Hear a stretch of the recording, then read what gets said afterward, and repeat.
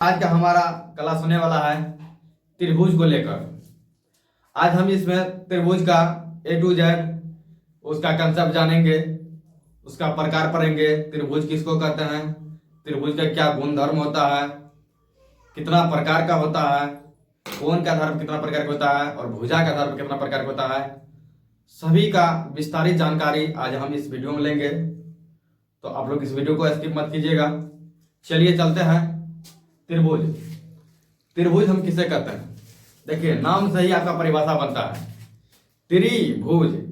त्रि के मतलब तीन, भुज के मतलब भुजा। तीन भुजा वाला बहुभुज को हम त्रिभुज कहेंगे।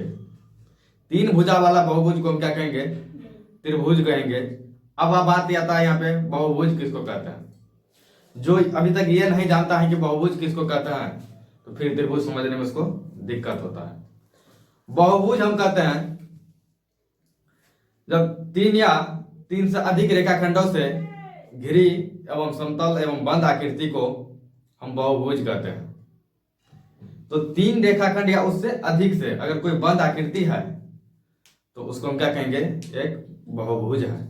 जैसे कि त्रिभुज हो गया, बहुभुज के अंतर्गत त्रिभुज हो गया, चतुर्भुज हो गया, पंचभुज हो गया, छहभुज हो गया, षष्ठभुज हो गया। ये सभी क्या है? मेरा बहुभुज है।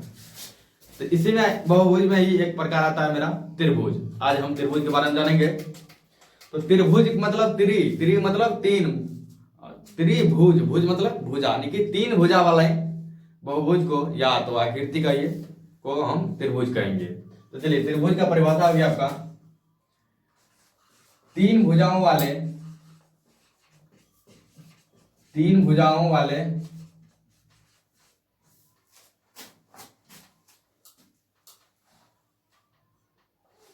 बंद आकृति को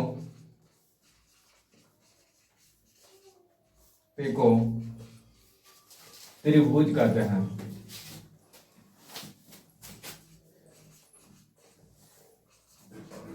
देखिए, भाषा अनेकों प्रकार से लिखा सकते हैं और सबका सोच अलग अलग होता है।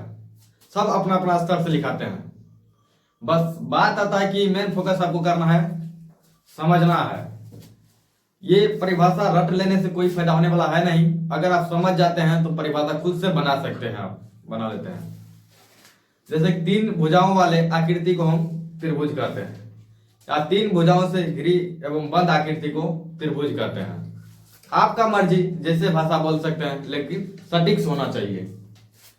तो तीन भुजाओं वाले बंद आकृति को हम त्रिभुज कहेंगे। तो चलिए, यहाँ पे एक साइड में हम बनाते हैं, एक त्रिभुज बनाते हैं जिसमें हम तीन भुजा खींच देते हैं। एक दो हो गया, एक और खींच दिए, तीन रेखाखंड खींचे और उनसे जो निर्मित हुआ मेरा बंद आकृति, इसको हम क्या कहेंगे? त्रिभुज कहेंगे। इसका हम नाम दे देते हैं ABC। जो हम नाम दिए और त्रिभुज का नाम हो गया ABC। अब इसमें हम पढ़ेंगे कि ABC ये क्या है मेरा। A के जगह क्या बन रहा है, B के जगह क्या बन रहा है, C के जगह क्या बन रहा है। तो यहां देखिए आपका कोण बन रहा है तीनों जगह। इसमें हम कोण पढ़ेंगे कि कोण को कैसे संकेत करते हैं, और उसके बाद भुजा को क्या चीज संकेत करते हैं। भुजा क्या हुआ इसमें मेरा, शीर्ष क्या हुआ, कोण क्या हुआ, तीन चीज पढ़ेंगे। त्रिभुज का शीर्ष, त्रिभुज का कोण, त्रिभुज का भुजा। आइए इसको स्टार में नोट करते हैं। लिखना, स्टार में लिखिए। त्रिभुज में देखिए, शीर्ष का बात क्या जा रहा है? ABC। क्या गो शीर्ष है? तीन गो। तो त्रिभुज में तीन शीर्ष कॉमा कोण क्या गो बना जी? तीन गो बना। तीन कोण तथा भुजा क्या गो बना जी? तीन भुजाएं होती है। अब आपसे कोई पूछ देगा कि त्रिभुज में कितना भुजा होता है, तो क्या बोलेगा? तीन गो। क्या गो शीर्ष होता है? क्या गो कोण होता है? तीन गो। अब आता है बात कि हम भुजा को कैसे लिखेंगे, शीर्ष का नाम कैसे लिखेंगे और कोण का नाम कैसे लिखेंगे। तो आइए देखते हैं। नोट नंबर 1, त्रिभुज का नाम क्या दे दिया हम? A B C. त्रिभुज, ये त्रिभुज का सिंबल दिया ए बी सी में शीर्ष लिख के डैश मारना आपको, और शीर्ष में लिखना है जो नाम दिए ए बी और सी, जहां जहां कौन बन रहा है ए कोमा बी तथा सी। ये आपका क्या बन गया? हो गया शीर्ष, हो गया त्रिभुज का शीर्ष हो गया। नोट नंबर 2, त्रिभुज ए बी सी में कोण। अब कोण कैसे लिखना है?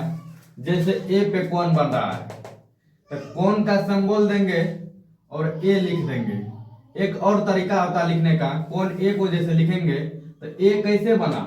सी लंग से आया ए पर, ए लंग से गया बी पर, तब ना ऐसे कोण बन गया। तो ये भी हम लिख सकते हैं कोण सी ए बी, या उल्टा ऐसे भी लिख सकते हैं, बी लंग से ए लंग गया, ए लंग से कहां गया? सी लंग गया। तो ऐसा भी लिख सकते हैं कोण बी ए सी, या अकेले कोण ए भी हम लिख सकते हैं। यहाँ पे अपना मर्जी चलेगा, जैसे मन है वैसे लिख सकते हैं, लेकिन सभी का जानकारी होना जरूरत है, आवश्यक है। नहीं तो एक चीज का जानकारी रहेगा, दूसरा तरीका से कोई लिख देगा तो तुम या तो उसको गलत कर देगा या तो वो तुम्हारा सवाल को गलत कर देगा। तो ए का अगर ए कौन लिखना है तो इसका नाम हम ऐसे लिख सकते हैं, कौन का चिन्ह देंगे, ये कौन का चिन्ह है तो ए कैसे बना? सी से आया ए पर, उसके बाद गया बी पर, तो हम कह सकते सी ए बी, या ऐसे भी हम बोल सकते इधर से बी ए सी, या कौन बी ए सी। अब यहाँ पे ध्यान देना है, जहां कौन बन रहा है ए पर तो ए रहना चाहिए बीच में, किधरों से लिखिए लेकिन एक ना रहना चाहिए बीच में। या इसको ऐसे भी लिख सकते डायरेक्ट कौन ए, 3 मेथड है इसको लिखने का। फिर आप दूसरा कौन लिखेंगे? कौन बी। ये पूरा हुआ एक ही कौन का नाम, 3 तरह से हम लिखे। अब कौन बी लिखेंगे तो कौन बी के लिखने के लिए कौन बी कैसे बना? ऐसे बना, ए से बी तक गया, बी लंग से सी लंग गया तो कौन बन गया? तो ऐसे लिख सकते हैं कौन ए बी सी, या कौन उल्टा भी हम लिख सकते हैं सी बी ए, या कौन डायरेक्ट बी लिख सकते हैं। एक और कौन बन रहा है कहां पे? सी पर। तो कैसे बन रहा है जी? बी लंग से सी पे गया, उसके बाद ए पे गया, तो कह सकते हैं कौन बी सी ए, या उल्टा भी बोल दो ए सी बी, या डायरेक्ट लिखो कौन सी। इतना बात समझ में आया? अब हम लिखेंगे त्रिभुज का भुजा। नोट नंबर 3 में त्रिभुज ए बी सी का भुजा। तो देखिए भुजा जो लिखेंगे, ये रेखाखंड की लंबाई को हम बोलते हैं भुजा, प्रत्येक रेखाखंड की लंबाई। जैसे पहला जैसे रेखाखंड जो है ए से कहां तक गया? बी तक। हम इसको कर सकते हैं ए बी, इसके ऊपर एक रेखाखंड बना देंगे। क्या बना देंगे?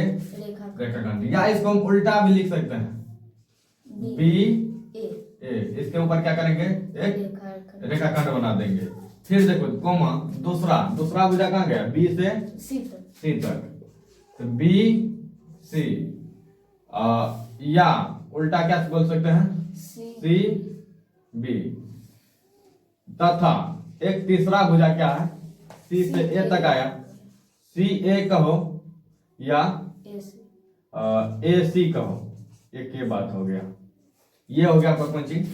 भुजा हो गया त्रिभुज का। त्रिभुज का परिभाषा पर है, त्रिभुज का कौन पर है? त्रिभुज का शीर्ष, त्रिभुज का भुजा। अब आता है कि त्रिभुज का प्रकार 2 तरह से होता है, एक भुजा के आधार पे, एक कोण के आधार पे। तो आइए अब हम पढ़ेंगे, जैसे कि दोनों अलग अलग आधार पर पढ़ेंगे। तो यहाँ स्टार का चिन्ह लगाना है, लिखना है भुजा के आधार पर, भुजा के आधार पर त्रिभुज के प्रकार, या त्रिभुज के 3 प्रकार होते हैं। भुजा के आधार पर त्रिभुज के कितने प्रकार होते हैं? 3 प्रकार होते हैं। भुजा के आधार पर त्रिभुज के 3 प्रकार होते हैं। आइए देखते हैं कौन कौन होता है। पहला ये होता है कि समबाहु त्रिभुज, समबाहु त्रिभुज। दूसरा होता है, चलिए एक क्रम से लिखते हैं, समद्विबाहु, समद्विबाहु त्रिभुज।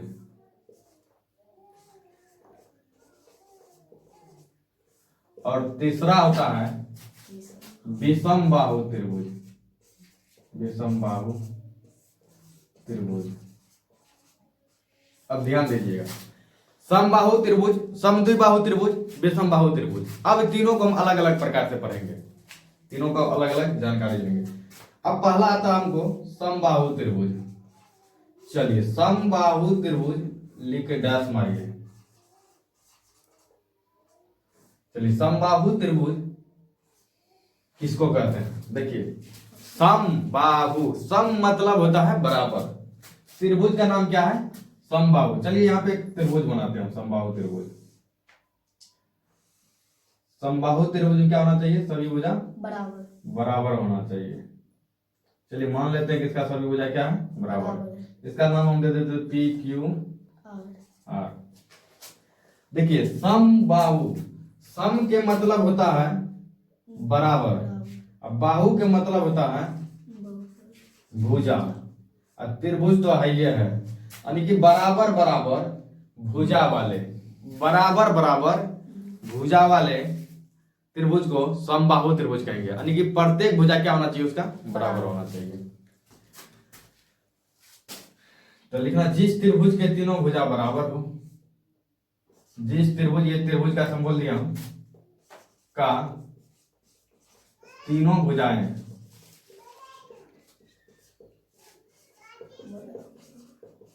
बराबर हो, उसे समबाहु त्रिभुज कहते हैं, समबाहु त्रिभुज कहते हैं। जिस त्रिभुज का तीनों भुजा बराबर हो उसे हम समबाहु त्रिभुज कहेंगे। तो आइए इस त्रिभुज में तीनों भुजा को बराबर दिखाते हैं। और एक बात याद रखना है, जब तीनों भुजा बराबर हो गया तो तीनों कोण भी बराबर होगा। जब तीनों भुजा बराबर हो गया तो तीनों कोण भी बराबर होगा, ये बात आपको याद रखना है। और यह प्रत्येक कोण इसका 60 डिग्री का हो जाता है। तो आइए हम तीनों भुजा बराबर दर्शाएंगे। जैसे पहला भुजा पी क्यू, लिखेंगे पी क्यू बराबर दूसरा भुजा क्यू आर बराबर तीसरा भुजा आर पी कहिए या पी आर कहिए। ये तीनों क्या होगा? इसका बराबर हो जाएगा इस त्रिभुज में। नोट में स्टार में लिख लीजिए, समबाहु त्रिभुज भुज का प्रत्येक कोण 60 डिग्री का होता है।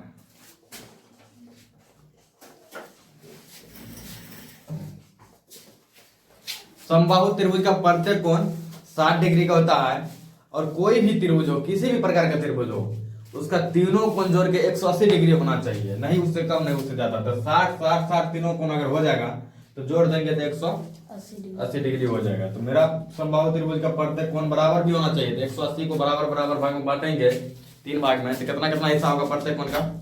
60 डिग्री। तो 60 डिग्री होता है प्रत्येक कोण। और समबाहु त्रिभुज का क्षेत्रफल का भी फॉर्मूला पढ़ के लीजिए साथ ही साथ।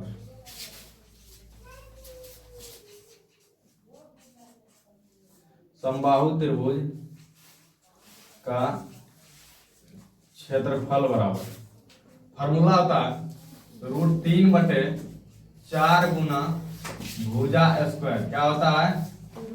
√3/4 गुना भुजा स्क्वायर। ये हो जाता है समबाहु त्रिभुज का क्षेत्रफल बराबर। अब समबाहु त्रिभुज का परिमाप एक और फॉर्मूला पढ़ लीजिए।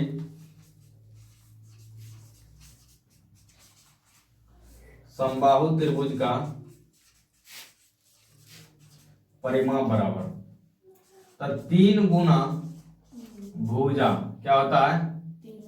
3 गुना भुजा होता है। समबाहु त्रिभुज का परिमाप बराबर क्या होता है? 3 गुना भुजा होता है। अब देखिए बोर्ड मेरा भर गया है। वीडियो भी काफी लंबा हो रहा है जी करीब 15 मिनट का हो गया है। तो इसके लिए मैं कहना चाहूंगा कि अब इसका पार्ट 2 वीडियो आपको नेक्स्ट ये वीडियो के बाद मिलेगा, बनेगा। नेक्स्ट वीडियो में आपको पूरा कवर कर देंगे जी। अभी हम क्या क्या पढ़े इसमें, त्रिभुज पढ़े, त्रिभुज का कोण, शीर्ष, भुजा पढ़े, उसका भुजा के आधार पर प्रकार पढ़े, जिसमें से पहला प्रकार समबाहु त्रिभुज था, उसके बारे में हम पढ़ चुके हैं। समबाहु त्रिभुज तक का आपको डिटेल्स दे दिए हैं। जी जी। अब बच गया आपको इसमें विषमबाहु और समद्विबाहु त्रिभुज, 2 प्रकार के इसमें बच गया है। उसके बाद कोण के आधार पर भी 3 प्रकार के त्रिभुज होता है, ऊपर आने के लिए बच गया है। फिर आपको तीनों कोणों तीनों त्रिभुज का बेसिक प्लस इसमें 2 बच गया, 5 त्रिभुज का आपको जी और जानकारी देने के लिए अभी बाकी है। जी। और कुछ और महत्वपूर्ण बातें हैं त्रिभुज से रिलेटेड, जी जी, जो कि आपको अगले वीडियो में जी मिल जाएगा। जी। हो सके तो आपको नेक्स्ट वीडियो में दूसरा वीडियो पार्ट 2 में, अगर नहीं होगा तो तीसरा वीडियो भी आ सकता है, पार्ट 3 भी आ सकता है त्रिभुज से रिलेटेड। लेकिन आज का वीडियो में यहीं तक। और आपको अगर अच्छा लगा होगा, समझ में आया होगा, तो लाइक शेयर कमेंट जरूर कीजिएगा। और ऐसे ही नए नए ज्ञान के लिए और बेसिक नॉलेज के लिए इस पेज को फॉलो जरूर कीजिएगा और इस यूट्यूब चैनल को सब्सक्राइब जरूर कीजिएगा। चलिए, तब तक के लिए मिलते हैं अगले वीडियो में। जय हिंद।